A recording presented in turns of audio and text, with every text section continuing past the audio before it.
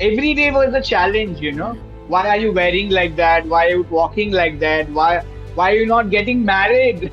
You know, straight people don't have to come out every day. We have to come out every day. I go online, I put my picture, I start talking, and somebody blocks me. They rejects me. They troll to Buddha hai, Takla hai, uncle hai, you know, and body shaming, you know. So easy. On a dating app, there is one rocket sign which says you have chem-sex, you know, sex with drugs, you know. They say I will make a huge UN cry over here. I'm naked. I'll go out naked and blackmail you. I'll go and tell your neighbors that you invited me through a dating app. We started Mr. and Mr. in 2021 to help the community find a life partner in a healthier way. 68% of the LGBT community has mental illness, and people cope up this loneliness in an unhealthier way. You know, going through dating app, unprotected sex, chem sex, drinking, unhealthy way. And I think your motive, as far as I have understood, is to provide a safer platform and environment to Yeah. people to express their thoughts clearly and honestly. My guest has spent over 25 years creating safer, more inclusive spaces for both online and offline. Please welcome Mr. Umang Sheth, who is an LGBTQIA plus rights advocate, public speaker, and change maker with more than 25 years of experience in this area. In 1998, he co founded Gay Bombay, India's first social support group for the LGBTQIA plus community. In 2017, he founded the Hugging Club of India, which focuses on mental health support for queer individuals and their allies. In 2021, he co founded Mr. and Mr. India's first matchmaking platform for gay men. This platform prioritizes safety and includes a four-step verification process to protect members from fraud and exploitation. He is also a recipient of the Global D&I Leadership Award from the World HRD Congress 2024. I welcome you to this podcast, and it's indeed an honor to have you with us today. Thank you, Nana, for the lovely introduction. And you've done your homework so well, where you've gone through the award and everything. Thank you so much, and thanks for creating such kind of awareness and helping people to be more vigilant and not get into all these challenges of blackmailing and violence. Yeah, Yeah, I mean, you have done some really good work, which is worth talking about. So why not? sure. Thank you. So, firstly, I would like to start by asking you about your personal and professional journey. So, you've spent over 25 years working for the LGBTQIA plus community in India. So, before we talk about the online safety, can you please share where it all began for you, both personally and professionally? Okay, to begin with, personally, to be honest, when I came into my senses, I realized that my mother is talking to ghosts and spirits, and my father is not coming home for days, you know. So I come from a dysfunctional family where my mother had schizophrenia and my dad had bipolar. So I grew up seeing my mother talking to ghosts and spirits. My father, whenever got salary, he went to gambling houses and didn't come home for days, you know. So I grew up being very ashamed and embarrassed of myself till somebody told me very profound that Umang, your mom did not choose schizophrenia. Schizophrenia chose your mom. मेरे पापा बुरे इंसान नहीं है उन्हें बुरी बीमारी है और मुझे बीमारी से लड़ना है पापा से नहीं. So in my childhood, with all these growing up in a different family, I happen to be gay and very effeminate, you know. So I have grown up being called Baila, Chakka, Ijada, receiving response that when your mom was expecting, she wanted a boy and your dad wanted a girl. And when you were born, they both were happy, you know. I remember filling my SSC form where my principal said there is a male column, there is a female column. Does anybody need a third column? And one guy says Umang, and all 50 people are laughing, you know. And I just wanted to bang my head and say, God, why did you make me like that? So this is the gist of my childhood. I can relate to that, especially the schizophrenia part, because I have myself studied psychology and I've taught children who have had schizophrenia and dyslexia and stuff like that. And because I've studied about it so much, and because we do belong from a little bit educationally privileged background, that we've studied about it, we do know about it, and we do not treat it as a taboo, let's say. But for the people who do not really know about it, I know how they perceive it. I have seen the hospitalities and the very true essence of it, so I can relate to that. Thank you. And I can understand how difficult it would have been for you to come from a place like that and then express yourselves. If you talk about the professional journey alongside your personal journey, how did you integrate that into your life and how did you actually came up with it? So, you know, being gay and with all these family challenges, I was not sure about my career, what to do, because there was. To guide me. My brother was busy bringing money home. So I got into engineering and I flunked in my first year and I didn't know why I did. I somehow managed it and then I got into advertising. So, and that's where my career started as the copywriter in an advertising agency. And I went through a couple of many ad agencies and then I started my own. Coming to a professional journey as a speaker, as a creating psychology safe spaces. I realized when I wanted to explore myself that why am I like that? Why am I attracted to men, not women? Kind of a thing. So it was very difficult because I always thought I'm an alien. Why am I thinking that way? I'm talking about early 80s. Kind of a thing. But in say around 19 early 90s, Ashok Rao Kavi was a gay activist, he's written Bombay Dost and he was in the forefront of the gay movement. And then I realized, okay, there is a community like me. There are people like me who like men.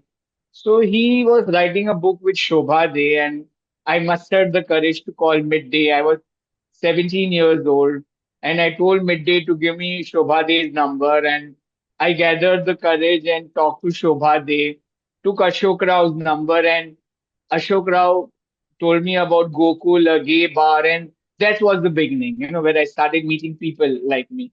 But then I slowly realized that being gay was all about sex, sex, sex. I thought there has to be more. We sex is a small important part of me, but there is more, and that's where in 1998 I told people to I'm come to sorry McDonald's. sorry to cut you off, but for the people who do not know, what's the concept of gay bar?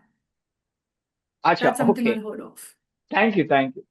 So in the early days, there was nothing specific gay related. Okay. So Gokul was a bar where the inside section where only gay people went. Only okay, it was understood on a Saturday night, the inside section of Gokul, which is behind Taj, opposite Bade Mia, was only exclusively for gay people, Hmm. to meet, to connect, maybe to pick up, to socialize, because there was nothing. Okay, and there was a It was like opposite an was a voodoo's offline dating or talking opportunity. offline. This was many years back where online was just picking up. So this was much before the online picked up. The physical places, that was one thing. I'm talking about where late early 90s, late 80s, that kind of thing where there was nothing. There were no chat rooms were just beginning. There was nothing. So that was one thing, Gokul Bar, where inside section was a gay section. So that's where I met people. And then I started socializing with them and came to know about Humsafar and lot all these events. I met a lot of people from the community, and that's where I got okay, there are people like me. I'm not alone, kind of a thing. And that's where I met mother of gay people who not only accepted her son but accepted other kids also, son's friend, and that was a big moment for my life. If a mother of a gay guy is accepting, then there is nothing morally and culturally wrong. It's fine. That was a big validation. So that's where I met other people, and then we started hanging out, went to Voodoo's, which is another gay bar just opposite Gokul. There was a dance and dingy place, because there was nothing over there, to socialize. And that's where realized that this is all about sex, being sex is put on a pedestal, body count is there. everything revolved around sex. And then I said, no, no, there has to be something more, And that's where I and my ex-boyfriend, we told in the chat room that time that come and meet me at McDonald's. I'll be wearing a black cap and you can come and see me that I'm as gay as you are, as human, two hands, because you are scared, Everybody, there's a different era, You were scared of meeting people to see in public with a gay guy. So that's where I started Gay Bombay in 1998, telling people to meet openly in McDonald's. And if you keep sex aside, there are so many things you do. So for 15 years, as a journey of someone creating psychologically safe spaces, I called parents of LGBT people, created India's first P flag, And that's where I created a space where you can be yourself. You can move your hands the way you want to. You can wear what you want. You can go home and say that I don't want to get married to a woman. I want to pursue dancing, not engineering. वो जो रिश्ता है वो लड़की के भाई से शादी करना है लड़की से नहीं so that kind of freedom that to be your authentic self I Bombay created is that a space. social Gay Bombay was a social support group, right? So, can you tell me more about it, how it worked, and what was the basic purpose of forming that social support group? The basic purpose was to give people a Especially in sense of belonging. times of early 90s, where, as you mentioned, there were not a lot of online opportunities to talk to people and stuff. See, the basic core thought was that something beyond sex, a social support group where you can communicate and talk. Because sex is not everything, a place where you can be safe, be your true self. If I can be myself and be comfortable, then I can go out and do the things which I want to. I can open up because so much of my energy is going in masking myself. How can I give 100% outside?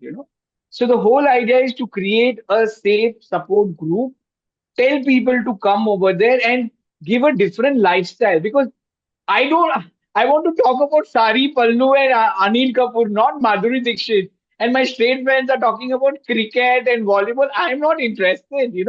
So I have to fake. I can't be my true self. So here was like an oasis where I can tell कि वो साड़ी का पल्लू कितना अच्छा है वो लड़का कितना hot है मुझे तो लड़के से शादी करनी है I can wear colorful clothes, low hanging shirt. I can be myself, my true self. So much go. I can gather the courage. Ki I am not alone. There are so many people. So for 15 years, I did events alternate Saturday, alternate Sunday, alternate sexuality. So I did. So you because in straight people you can't connect, you can't relate. You don't want to play cricket. They all talking about girls and boobs and all. You are not interested. So you want to talk about yourself. You like men, and your hobbies, your art, whatever. So I created lot of events, I think with just the like team. everybody in India mostly have their opinions and the freedom to express their opinions loudly and outrightly. Even the LGBTQIA community people, first of all, I don't know what other people, I personally do not like this categorization of people. Like the way we tag them LGBTQIA community people. I feel like being inclusive means actually including them in the society and removing this tag and actually treating them as equals. While framing the laws for them that would work appropriately for them, we also need to include them in the society. And when we talk about the opinions of LGBTQIA plus community people, they're not often heard or respected for that matter. So giving them a kind of platform that you did by creating a social support group, providing them the freedom to express their opinions outright, which I think was very Thank you. important, Absolutely, it was especially important, in but that we era didn't when the have the online meetings were less. what you're saying is happening now, but that time we didn't have the vocabulary. We didn't forget other people accepting. We have to accept ourselves first. That was the challenge. Every day was a challenge. Why are you wearing like that? Why are you walking like that? Why are you not getting married? Straight people don't have to come out every day. We have to come out every day. Every day is a challenge. Even In India, there is no concept as boundaries. The stranger will ask first thing, your doodh wala will ask, "Shadi kab kar rahe ho?" It is such a trauma. So other I think people in India are accepting generally very LGBT, invested in each other's lives so much that they do care about the marriage, the prospective partners, or stuff like that for the other person. And especially, I feel like marriage perspective is still fine, but from the early childhood as well, I feel like there are some opinions, there are some choices of LGBTQIA plus community people that their own parents do not often like or question, so they are not yeah, very yeah, confident about it, I feel. you're absolutely right. The bullying starts at home now. Be like a man. Come and sit and discuss politics. Why are you walking like this? Why you want to take art? You should take engineering. The parents are embarrassed The of quotes you like and they being are a bullying. man, do not cry, men don't cry, and stuff like these Yeah. just provoke these kind of things even more, I believe. Yeah, even basic. I want to do cooking. Men don't cooking. Men don't do wake up. My men should sit like that. Men shouldn't talk like this. You should be macho. There's so much pressure.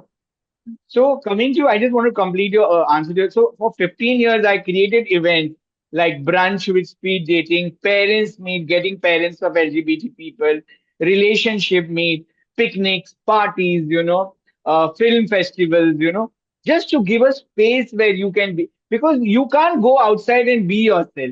Here you can watch a gay film, you can talk about the guy you want. It also started initially the matchmaking with speed dating and all.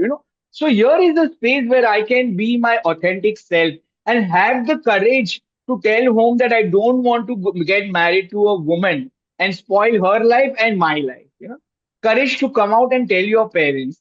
So this is so many events we did, about what is HIV, what is the STD. So it was more like a family of choice. So, talking about the events, since I have read on your websites and I've seen quite a lot of images of your events as well that you have conducted recently also in all around India. So, I wanted to ask about the response that the Indian audience give to these kind of events which are targeted for the LGBTQIA plus communities. Do you see a distinctive behavior of people towards it? And in general, what's the response of people towards these kind of events? See, what I observed throughout, I've done events for Gay Bombay, then my another initiative, the Hugging Club of India, and then Mr. and Mr. For a lot of people, it is their first exposure. For a lot of people, their only world has been dating app and social media. So they gather a lot of courage to come there because they have anxiety, they don't know what is it. This is their first human interaction where you talk beyond sex, where you talk. So for a lot of people, when they come, if I remember getting a compliment with Mr. and Mr. that Umang, even if I don't find a life partner, it's fine, but I love this whole atmosphere, the ambience and the vibe where I can be myself, where see In the whole general, having idea. even friends which can match your opinion, your vibe, and the kind of ideas you hold about the world is very important for any kind of person you are. Yeah, yeah. It is you can express yourself, which you cannot express at home and others. So it is very important.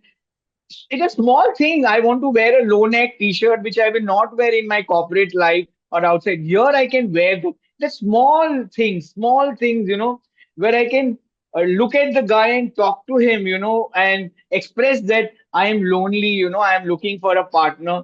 It's for a lot of people when I've done events, they feel very safe and to open up and share, which they have never shared in their life. That I was bullied in a child, or I want to get married to a man.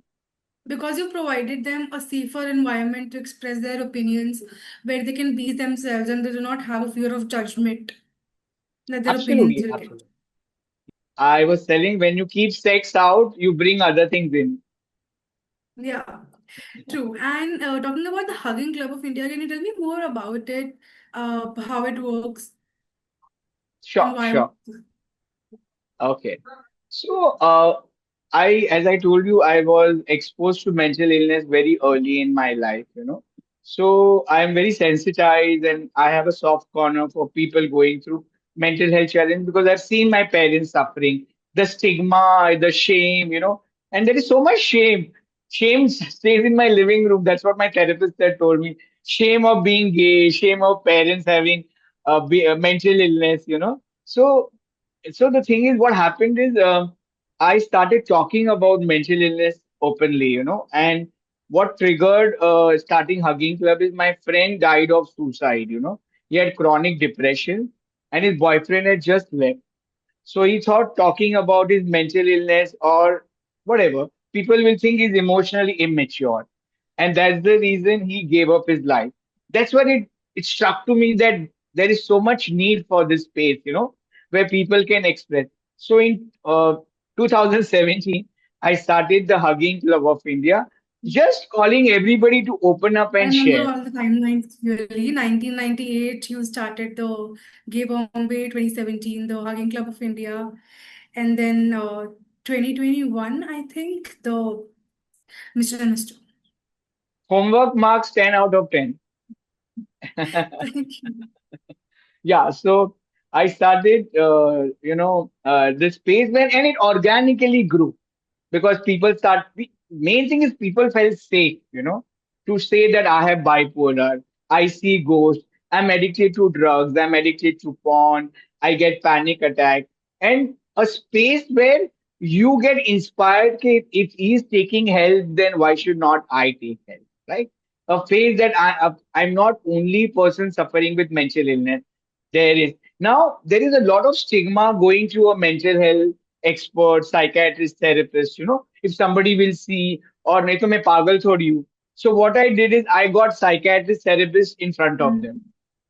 And when they connected, they bonded, then they started taking help. And that's how it is grown now in the 8 years. So we sponsor their treatment, and it's more like a support group, a safe space where there is a WhatsApp group of 500 people, where people say I'm feeling suicidal or I had a bad breakup, I have a tox. No judgment. I'm addicted to the, like a lot of people we help them with, they have chem-sex addiction. So the problem which we are trying to help is being from the LGBT community, there is there's loneliness, in a lot of loneliness, and people cope up this loneliness in an unhealthier way, going through dating app, unprotected sex, chem sex, drinking, unhealthy way. So we, if they come to our event, they look at the healthier way to beat loneliness and connect. So, if we talk about the safety or the rather the harassment that is happening with the LGBTQIA plus community, we have looked into the offline perspective of it. What do you think is the online perspective of the harassment that is impacting the mental health of LGBTQIA individuals, and what connection exists between the online safety and mental well-being that we do not discuss enough? And what have you noticed, like the patterns of harassment with the LGBTQIA community on online platforms specifically? So we start with the basic harassment, start with the small thing. I go online, I put my picture, I start talking, and somebody blocks me. They rejects me. They troll, to Buddha hai, takla hai, uncle hai, and body shaming, and that takes a toll on your mental health. And people uninstall. It's a huge cycle. They must have uninstalled and installed 100 times. That affects your mental health. But the problem is they are very lonely and they don't know where to go. So they come back to the same space. Now, now they sometimes I just want to talk to somebody. I don't even want to have sex. But because I am lonely, I don't have anybody and he wants to have sex, I give in and I talk to them. Now, now the thing is, sex is put on a pedestal. If I'm not having sex, that means I am a loser. Sex is a validation. All these years I have faced rejection, body shaming. So sex is something a win. If I can have sex, that means I have wanted. I am touched, I am valued, I belong. But that's where the risk starts, because there are all these people who take advantage of you because they know that you are in minority, a vulnerable population. You are lonely. There's nothing to go home and socialize. There are no parents, though no kids. So you keep on scrolling every night, scrolling, scrolling, swiping. And then there are these people who are not even gay. There's a whole racket where they just want to blackmail you. They know you are vulnerable. And a lot of people don't go and complain because they are scared. They don't want to come out, you know. So there is a whole racket where it is so dangerous. Two to three things, Naina. One is they will call you and tell you to have chem-sex, sex with drugs and without condoms. And you are I did not know horny. that existed. But do you like, can you explain why they want that? Like any specific reason for that? Chem-sex is like a kick, you know, like a popper, weed, you know. It's like a kick. You want to do new things, you know. And when you do this, you lose all your inhibitions, you know. And then you So is can this have sex. specific to the LGBTQIA community or in No, general? it's in general, but it's more in chem-sex. It is chemical and sex. It's called MD, you know, meow meow. It's a drug. It's a very yeah, it's a very potent drug where it numbs you and it makes you lose your inhibition. So what happens, you know, because you are lonely and you realize that if I don't use chemsex, nobody will call me next time. I'll be back into that my dungeon. You give up, you become vulnerable, you know, and you end up. And once you do it, it's like an addiction, you know. You want to do again and again and again. You lose your job, your money. It's a hell. So that is one danger, you know, and it is so easy on a dating app. There is one rocket sign which says you have chem-sex, you know, sex with drugs, you know, and people spend 4 to 5 days. They vanish from the house and they are just doing that. Oh Okay, gosh. they are Honestly, this slamming. was They very are. unexpected and something very unheard of. I think this is the ground reality of society these days in general. As you said, that this is not just confined to the LGBTQIA community, but people in general, and kind of shows how people just, as you said, give in just to fit in or just to maybe tackle the loneliness that they are feeling. You're absolutely right to fit in. If I don't go, then I am not gay. I am all lonely, alone. I am an outcast. So everybody is doing. I will also do because that's what gays do, you know. Yeah. so so that's what people do. So that's huge danger, you know. And as a hugging club, we do podcasts where we bring in people who have come out of chemsex, you know, after Mm. 5 years, and it's a big challenge, you know. You need discipline, determination, dedication to get out of. And we bring in those people who have come out of chemsex. So two things: you don't get into it, don't get, because you know how horrible it is. People have suffered, and those who are into it are inspired to come out. So chemsex is one thing. Second is blackmailing. You know, you people come and somewhere they put a camera and they blackmail you. You know, have your sexual position, your sexual act, and that is one. Second is uh, after having sex or before sex, they say I will make a huge UN cry over here. I'm naked. I'll go out naked and blackmail you. I'll go and tell your neighbors that you invited me through a dating app. That is another police. I mean to say, police help is required, but nobody goes to police. So such kind of challenges are there. There's a huge racket, you know, or they will call you to a place and then they will call somebody else and overpower you, you know, and tell you to take out money from your ATM, take your jewelry, or tell you that they will tell your parents and relatives. So I was saying that I feel like it's really important to raise awareness about this as people are getting affected, not in terms of just physically, but mentally as well due to this. Because people are giving in just to fit in, just to tackle the loneliness, and then after some time, when they actually get to know that they did not really wanted this, and they just did that to tackle the loneliness that they had in their lives, they feel guilty about it. But they can, as you said, they cannot tell anybody about it because firstly people will point out on their sexuality and their sexual preferences. Secondly, they will call them out for their own choices that they have done this by choice. So I feel like the fear of judgment then arrives. What you said very powerful, Rena, is about the mental health toll, you know, because just imagine I am getting rejected, you know, I am not wanted, you know, and as it is, I have a mental trauma of childhood, being bullying, being abused, you know, trying to fit in, you know, all these, I come with that trauma, and then again I'm facing rejection on dating app. means I am not good enough, anxiety, depression, bullying happens on social media, fear of unworthiness, So it takes a mental health toll, and the addiction of scrolling.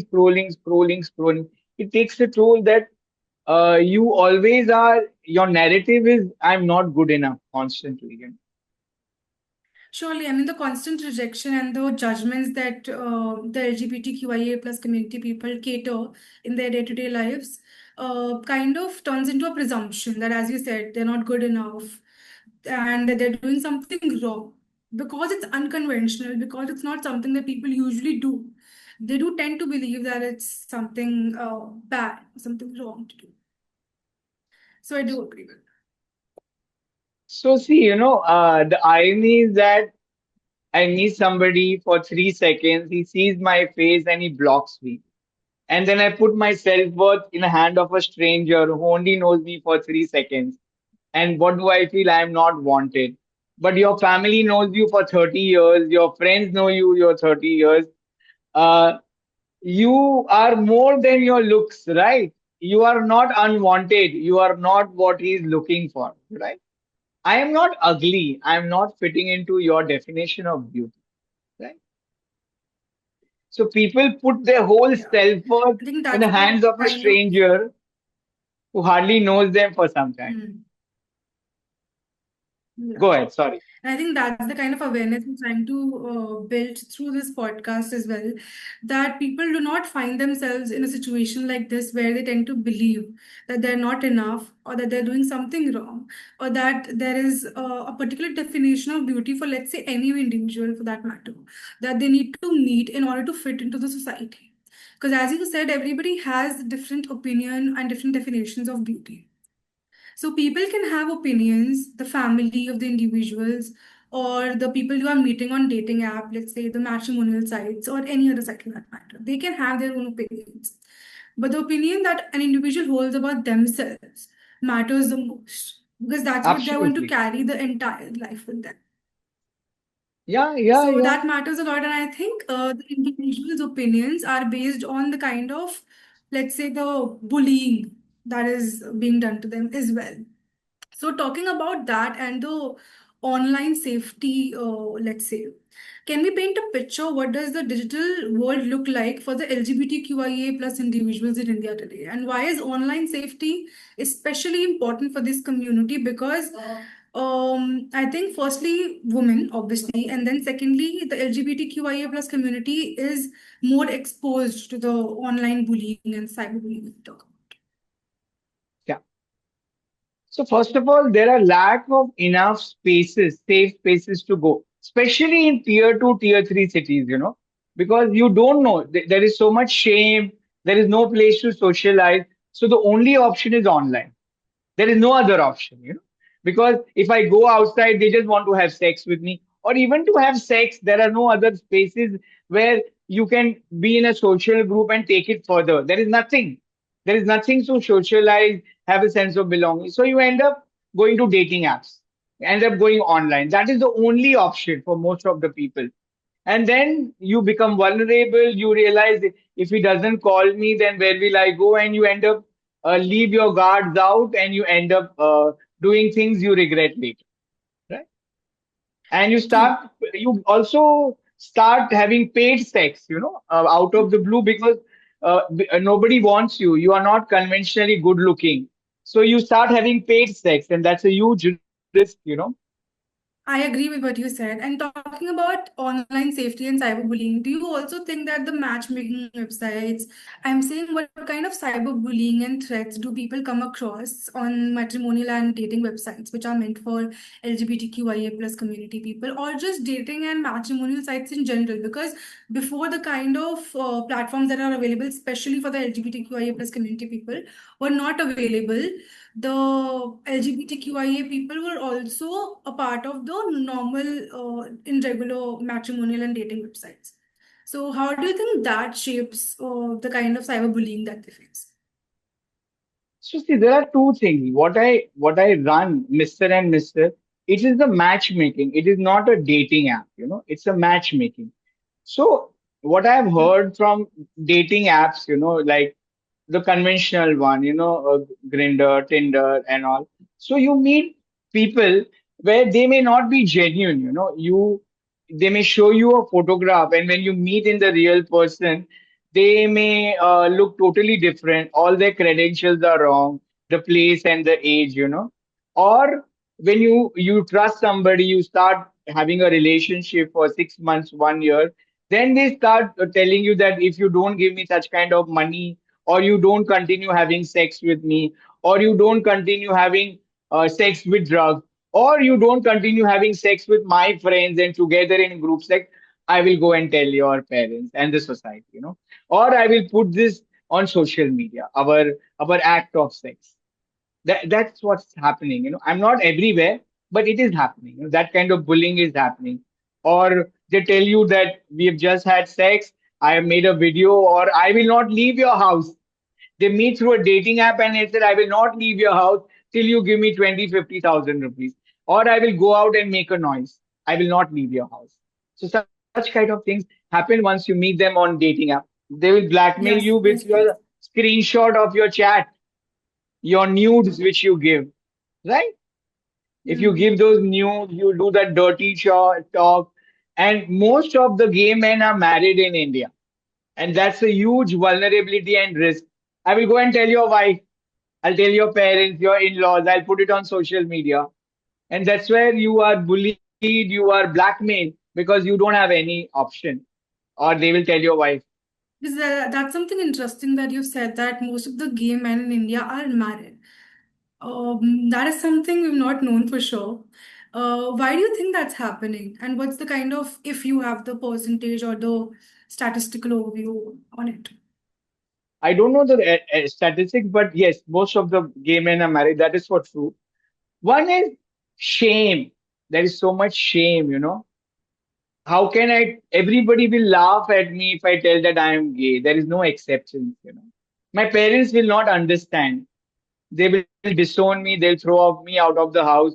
If I am from the business family and they will throw me out, where will I start my life again? I am not even educated. Right? There is no guarantee in the gay life that your partner will be with you forever. So there is loneliness. Okay. There is, I'm not able to accept myself. I feel that everything will change after marriage. Or my whole circle of influence will not accept me. They will laugh at me, right? That is the problem. That's why I get married out of shame, embarrassment, stigma.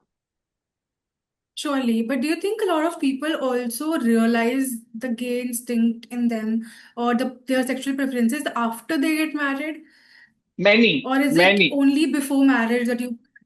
No, no, I know. I'll tell you something which will shock you. So there are people who are gay, okay, and there is a lot of marriage pressure. If I don't get married, I know I'm gay. I will lose inheritance. Okay, I'll get married for that. Second is I'll get married and bring a trophy wife, so my mother will keep quiet. Society will keep quiet. I'll lead a dual life. With the side, I will have my flings with it. Third, let me get married. I know it's not going to work out. There will be a divorce. So then I'll tell my mother, father, I got married. You told me now it is a divorce. Now leave me alone. So they purposely get married and divorce so that there is no, compulsion to get married. So most, and out of loneliness, they know that so suppose they will have a relationship for 5 years, 10 years with a guy and it will not work. So they will realize, oh, gay relationship doesn't work. Let me get married. At least that kind of companionship is there. That security is there. I will have kids. I want to have kids, but being gay is very difficult to have kids. So let me get married. So a lot of people knowingly get married. True. And if we talk about the marriage aspect of it, do you think that the marriage, after the marriage, a lot of gay men are also using these kind of dating and matrimonial websites? And how much percentage do you think are of the married gay people and the single gay people on I, these I matrimonial websites? I'm not a number crunching person. I don't know the No, but statistics. if we Yeah. have to take an estimate or like supposedly, I don't know. To be honest, if I tell you, it will not be truth. I don't know. But yes, I can tell you loads of married men are on the gay dating apps. Yeah, that I can tell. Yes, which kind of instigates them to live a life which is two-phased, where they are living a life to show society and just be according to them. And a kind of life they actually want to live, but they cannot live because of the fear and the judgment of the society, I believe. But Yeah, it is. continuing It is. that, I believe I want to know more about the Mr. and Mr. Matrimonial website that you've started in 2021 recently. Yeah, yeah. Can you tell me more about it? Sure, sure. Coming to an earlier discussion, so a lot of married men, once they get married and then they realize that the world is opening up, and why did they get married? Or they realize that I can't live like this anymore. They come out to their wife, they come out to their children, their parents, and talk about it and then get a divorce. So there is a segment of people who are a part of Mr. and Mr. who have divorcees, who have got married before. So so the world is changing. So so what I tell people, when I talk to people, when I give my talks, okay, today you are gay, you are married, you have a wife, and you don't want to come out because of the repercussions that what will the society say, what will the wife say, what will be the my children think. Okay.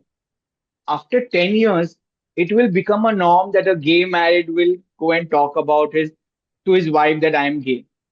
Like 10 years back, divorce was a taboo, live-in relationships was a taboo, porn was a taboo. Today it's a norm.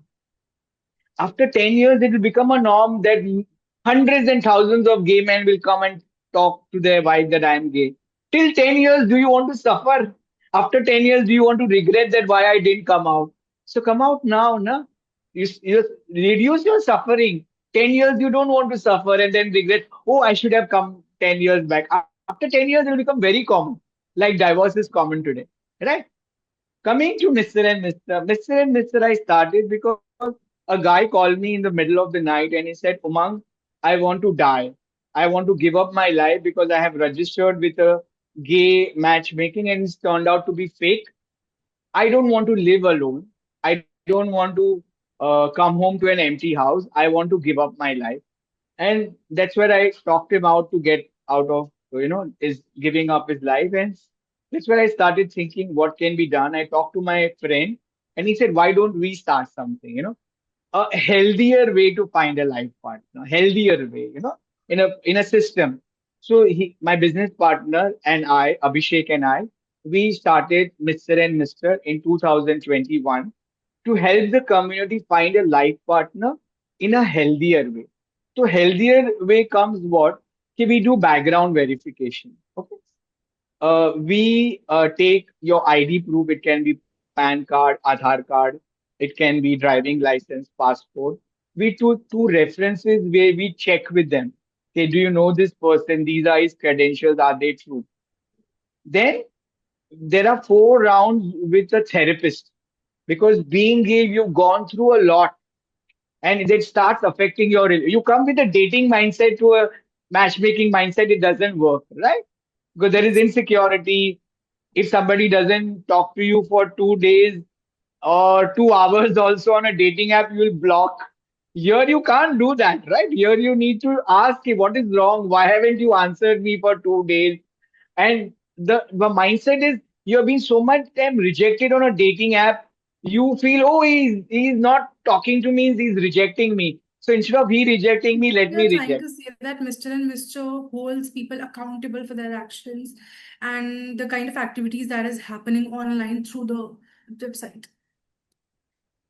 Mr. and Mr., there is very less interaction online. It is not a typical Shadi.com or Bharat matrimony. It is the Seema Taparia way. Okay. It is the someone we bring together in a customized way. Okay. Online is only when we bring people online for a matchmaking. But you can't find somebody online on a website or a app. There is nothing like that. There are no profiles online. It is all curated, customized. Talking about the website of Mr. and Mr., I was actually going through the website myself. And as you said, the onboarding process, that was one of my questions also, since I saw a very big list of the processes that you follow for the onboarding processes, one of my questions was related to that only.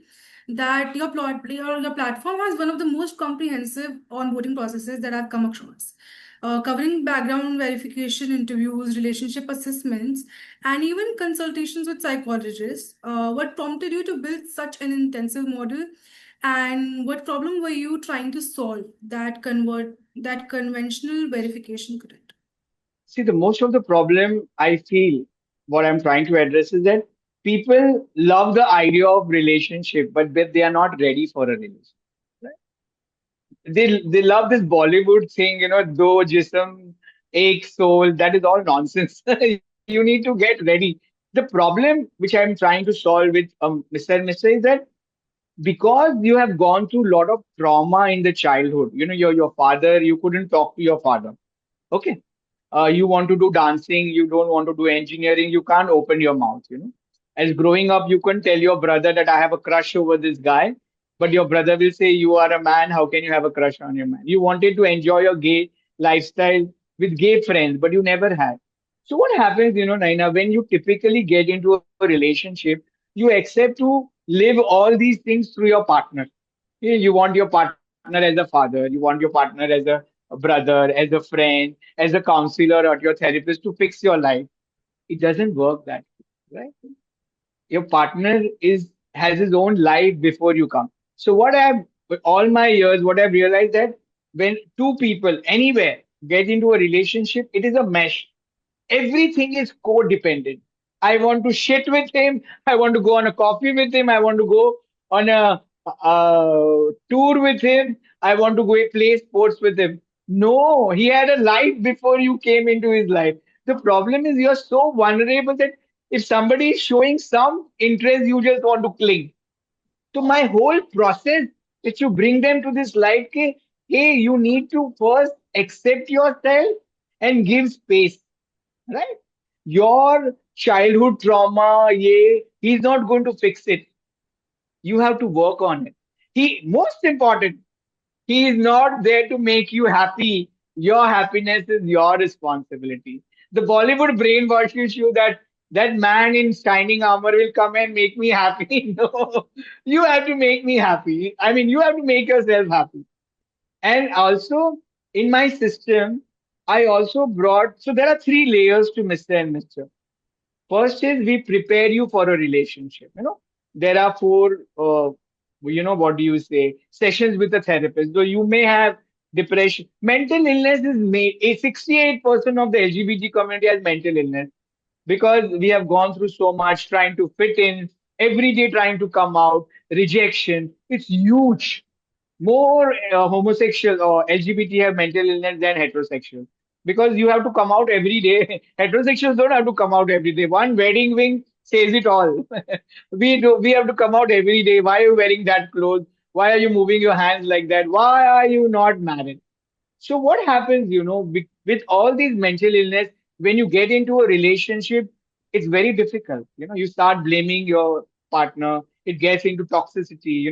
You have lot of expectations. So we prepare you with what is realistic. What you have is fantasy, but you have to be real. So we kind of prepare. Then we find you in a healthier way. And third is we help you sustain. There is a coach who is in a gay relationship for 27 years.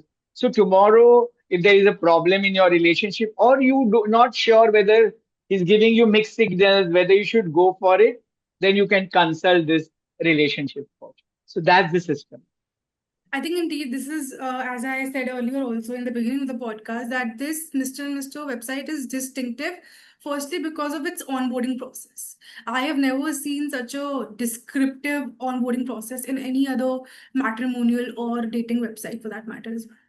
And now I understand it because, as you said, the seriousness needs to be there. You cannot come from a dating perspective on a matrimonial website, which I think in general also on a lot of matrimonial websites, people do come from a dating perspective, thinking that they will get a serious relationship, but they do not want it to translate into marriage specifically, which I think Mr. and Mr. is surely solving, right? And So as you true. I said, just want I go was ahead. mainly wanted to ask about the psychologist consultation also. And you, I think, cleared it very well that you prepare people to enter a relationship because that's very important. I think most of the people, as you said, I think they even enter into relationships for that matter just to cater loneliness sometimes and just to be with somebody. They often give in without having very strong feelings for the other person, and then they later on realize that they do not have that strong feelings for that person, and then just things mess up. Absolutely, absolutely right. See, the biggest problem is with dating app, it's all about looks, the jawline, six apps, But that is not what relationship, that is all fantasy, you know. The reality is that you're going to share the same toilet, he's going to snore, he's going to stink, he's going to have a bad day. Are you ready for it? Your connection is not just top and bottom. The connection is whether you're going to fit in into your life. We have a fantastic column called the dance of two men. Sometimes you'll get too close, too far. It's you have to understand that this person comes from a different background. I come from a different background. It will take time. Today with dating app, you want to fall in love on day 100%. What we try to say is that you fall in love 1% a day, not 100% on day one. It has That's to why take, love happens gradually with the process yeah. of actually knowing the other person. Absolutely, absolutely. And just with my exposure to mental health and all that. See, when you fall in love now, you only see all the good things. Wow, wow, wow. You don't ignore his dressing sense. You ignore his dressing sense. You ignore his laziness. You ignore his completeness, and you just look at the good side. Okay. After 3 months, you will only look at the bad side. Oh, he's so lazy, snoring, blah blah. And then he'll say, "Oh, because of him, I am suffering." You are suffering because you only looked at the good side, not at the bad side. So my whole idea is that the person is not bad. He's not what you had expected him to.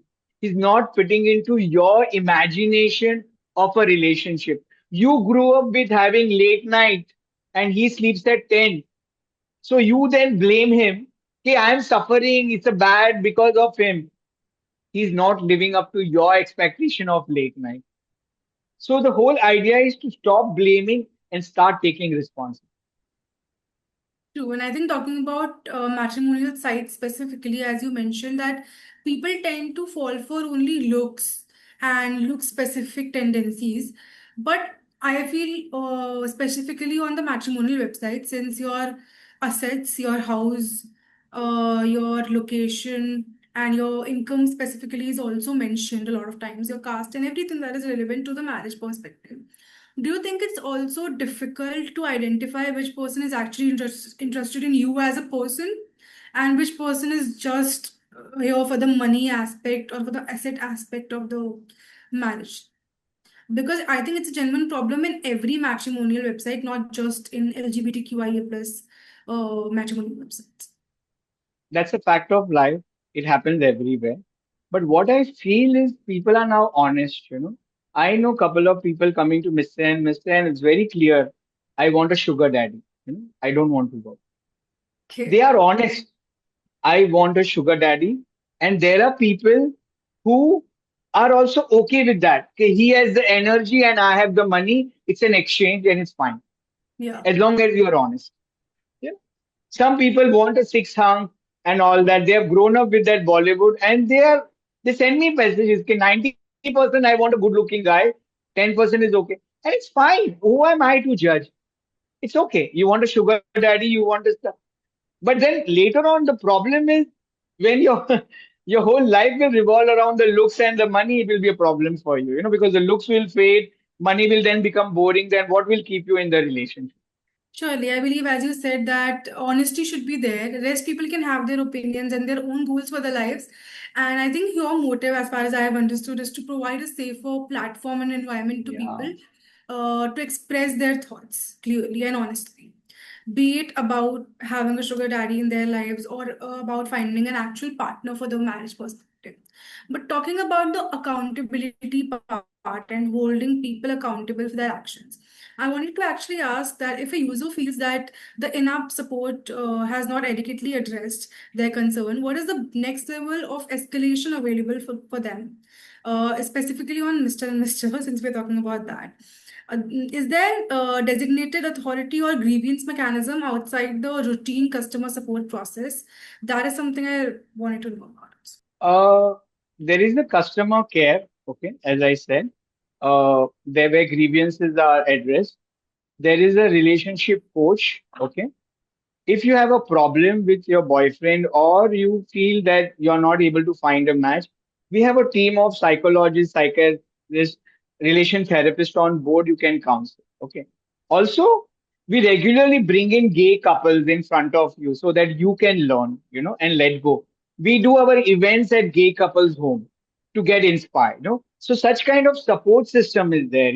So if your relationship is not working with somebody, this is the support system you have. At the end of the day, I am not responsible. My job is to bring you all together. When you join, also I make it clear that I don't guarantee. I have created a platform to find somebody in a healthier way. It's up to you. It is up to you, two people. But if it is not working out, these are the options: relationship coach, therapist, psychologist, or gay couples you can meet and learn and how they solve their differences, and you can. No, but talking about the cyberbullying and the scams or the fraudulent activities that are happening on the matrimonial websites, how do you think the matrimonial websites should cater that? Because the recent trends that I've seen on the matrimonial websites or on dating apps as well is that they do hire a grievance redressal officer a lot of times, right?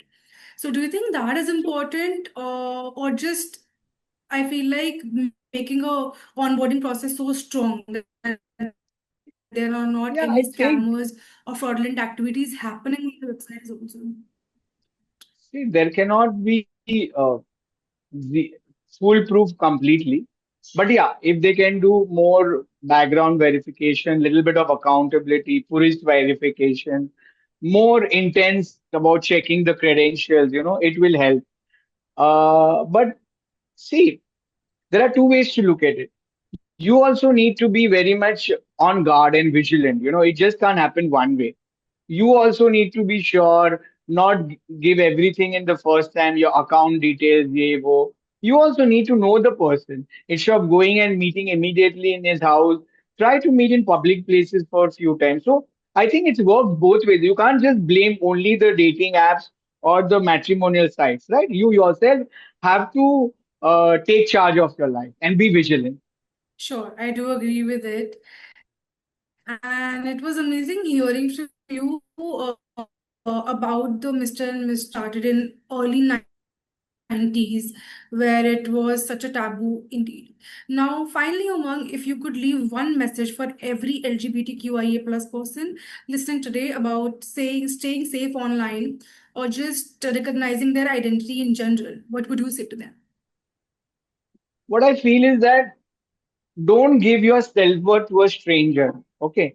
You are more than your sexuality. You are more than your looks. If somebody doesn't like you or is trolling you, there are more, he's just a stranger, as I said earlier. A stranger looking at 3 seconds at you is rejecting you.